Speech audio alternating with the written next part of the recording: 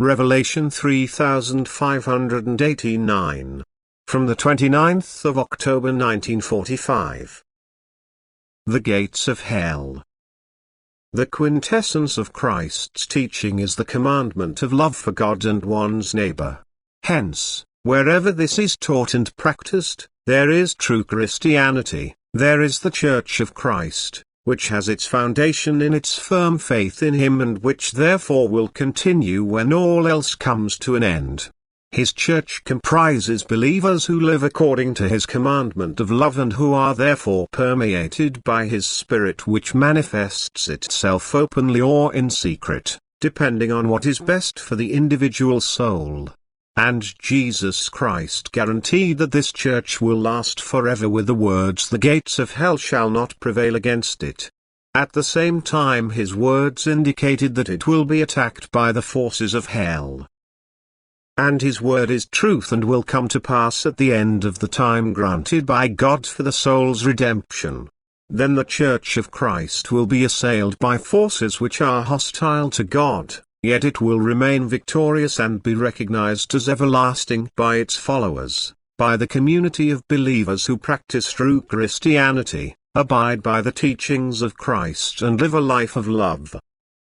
However, this Church of Christ will be small, only a small group will belong to it, and yet, it will be represented all over the world.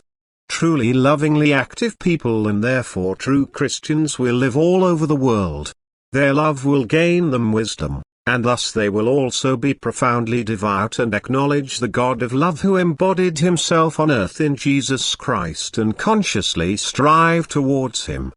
They were all promised by God that He would remain with them until the end. He promised them His Spirit because they belong in truth to His Church which He Himself founded. And thus, He will protect them until the end from spiritual and earthly ruin, because they live according to Christ's teaching, with love for God and their neighbor, and belong to those who will be shielded from death, who will be taken by God into the kingdom of peace before the immense destruction takes place.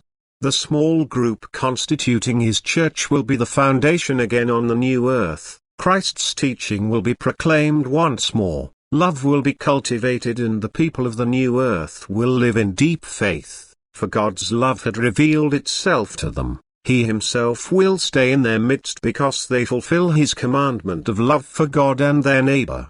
And thus God's Church will continue. It will survive all times because it will always be followed by people whose faith in the Redeemer of the world fills them with love and whose activity consists of a constant service in love.